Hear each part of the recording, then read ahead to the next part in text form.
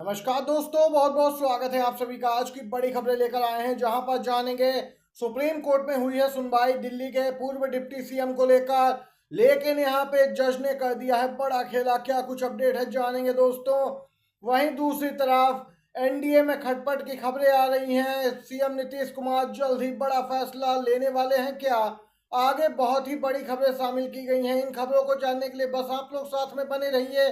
दूसरी तरफ आप भी मानते हैं राहुल गांधी लोकप्रिय हो रहे हैं और यहाँ पे एक मजबूत विपक्ष है देश में, तो लाइक कीजिएगा वीडियो को, कमेंट बॉक्स में जरूर लिखेगा। जय हिंद।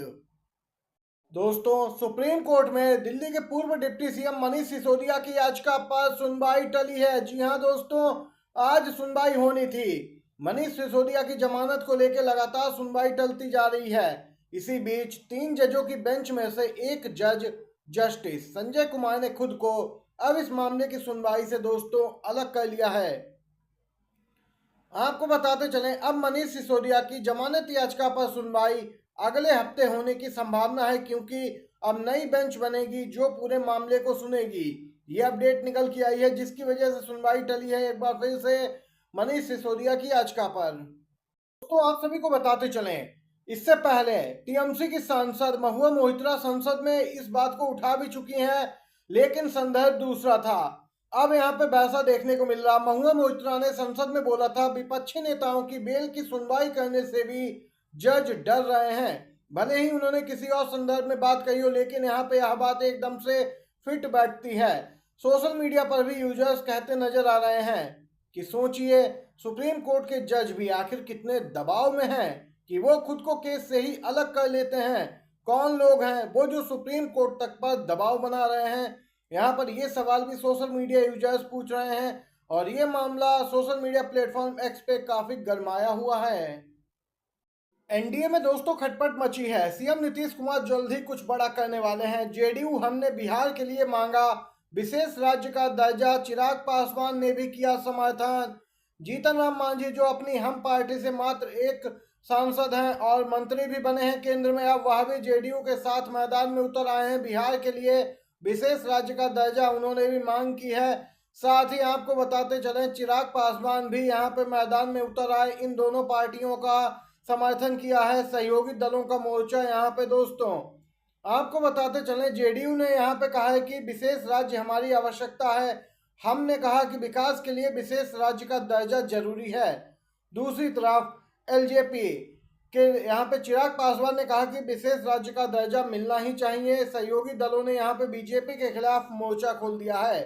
वर्तमान एनडीए सरकार दोस्तों 2 लोगों के कंधों पर टिकी है और वह 2 लोग हैं आंध्र प्रदेश के सीएम चंद्रबाबू नायडू और बिहार के सीएम नीतीश कुमार। केंद्रीय कैबिनेट में इन दोनों लोगों की पार्टियों को कोई अहम पद नहीं मिला, लेकिन अब चंद्रबाबू को यहाँ तो फायदा हो गया। आंध्र के लिए 60,000 करोड़ रुपए के निवेश से रिफाइनरी और पेट्रोकेमिकल हब बनने जा रहा है। और आपको बताते चले, चंद्र नायडू का यह निर्णय जनता के हित में है, लेकिन अब सवाल उठ रहा है कि आखिर नीतीश कुमार जी को क्या मिला है। आंध्र के लिए तो 60,000 करोड़ रुपए का यहाँ पे निवेश मिल गया केंद्र की ओर से चंद्रबाबू नायडू को, लेकिन बिहार के लिए अभी तक फिलहाल दोस्तों कुछ नहीं मिला है, जिस पर जल्द ही सीएम नीतीश कुमार बड़ा फैसला ले सकते हैं। ये सूत्रों के हवाले से खबर है। दोस्तों निकल के आ रही है, हरियाणा में होना है विधानसभा चुनाव। उससे पहले यहाँ पे एक ताजा अपडेट है। गठबंधन हो गया है नेशनल लोक दल और बसपा का। हरियाणा में मिलकर लड़ेंगे चुनाव। इनेलो 53 और मायावती की पार्टी बीएसपी 37 सीटों पर हरियाणा में अपने प्रत्याशी उतारेंगे। कुछ ही दिनों पहले अभय सिंह चौटाला और मायावती की मुलाकात हुई थी। आपको बताते चलें, हरियाणा विधानसभा चुनाव से पहले अभय सिंह चौटाला और मायावती के गठबंधन के बाद यहाँ पे एक और उत्तर प्रदेश से आने वाली दलित पार्टी के साथ हरियाणा की क्षेत्रीय पार्टियां समझौता करेंगी। यहाँ पे देख सकते हैं दोस्तों, स्पष्ट है हरियाणा में बीजेपी को कड़ी टक्कर मिलने वाली है। 2 पार्टियों का ये गठबंधन हुआ है जो कि एक महत्वपूर्ण भूमिका निभा सकता है। दूसरी तरफ बीजेपी के लिए जेजेपी और कांग्रेस चुनौती अलग खड़ी कर रही है। जेजेपी स्पष्ट पहले ही कर चुकी है।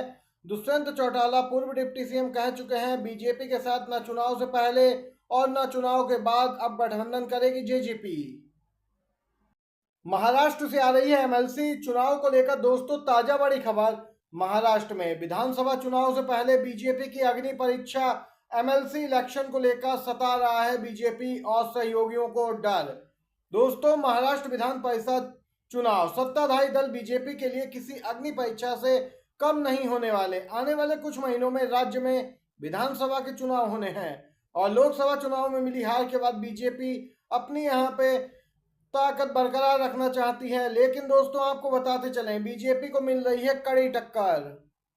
महाराष्ट्र में विधान परिषद के चुनाव 2 दिनों में होने वाले हैं। राज्य की 11 सीटों पर 12 उम्मीदवारों ने नामांकन किया।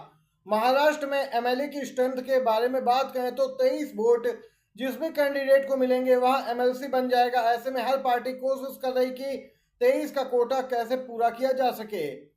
आपको बताते चले, महाराष्ट्र असेंबली में बीजेपी के पास 103, एनसीपी अजीत पवार के पास 40 और एकनाथ शिंदे गुट के पास 38 विधायक हैं। वहीं 10 से ज्यादा विधायकों का समर्थन यानी शिवसेना, एनसीपी और बीजेपी को है। वहीं दोस्तों, यहाँ पर क्रॉस वोटिंग का डर इन पार्टियों को सता रहा है। अजीत पवार एनसीपी गुट के विधायक शरद पवार के संपर्क में है, दूसरी तरफ उद्धव गुट के संपर्क में है शिंदे गुट के कई विधायक। बीजेपी को सताने लगा है क्रॉस वोटिंग का डर। दोस्तों, ये अपडेट निकल के आई है महाराष्ट्र से। चलिए दोस्तों, इसी के साथ अगली खबर की ओर बढ़ते हैं। राहुल गांधी एक बार फिर से हमलावर दिखेंगे। संसद का बजट सत्र दोस्तों शुरू होने वाला है। केंद्रीय बजट पेश किया जाएगा। सत्र की तारीखों का ऐलान हो चुका है। राहुल गांधी मणिपुर को लेकर फिर घेरेंगे मोदी सरकार को, कहा संसद में उठाएंगे मुद्दा। लोकसभा में नेता प्रतिपक्ष राहुल गांधी मणिपुर होकर आए हैं।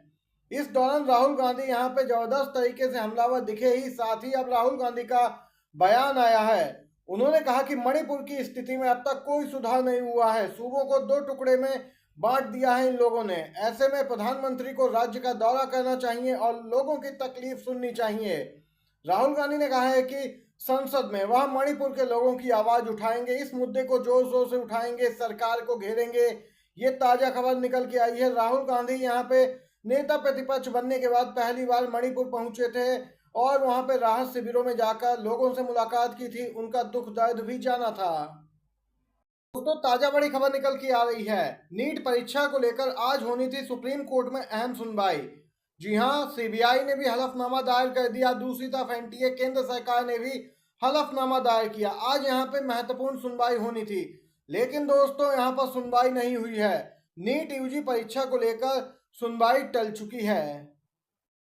आप सभी दोस्तों को बताते चाहें, सीजीआई डीवाई चंद्रचूड़ की अध्यक्षता वाली बेंच इस मामले में सुनवाई कर रही है। सीबीआई का हलफनामा दायर करने की देर थी, वह भी दायर हो गया, लेकिन कुछ कारणों की वजह से यह सुनवाई फिलहाल टली है। जो अगली तारीख दी गई है वह दोस्तों है जुलाई 18 जुलाई को अब इस मामले पर सुप्रीम कोर्ट की 3 जजों की बेंच सुनवाई करेगी। ये थी दोस्तों आज दिन भर की बड़ी खबरें, मुख्य समाचार जो आपके अपने यूट्यूब चैनल पे आप तक पहुंचाए हैं। वीडियो देखने के लिए आप सभी दोस्तों का धन्यवाद। अपने दोस्तों तक भी इस वीडियो को ज्यादा से ज्यादा आप शेयर कीजिएगा, जिससे कि बड़ी खबरें वह भी जान सकें। जय हिंद, जय भारत।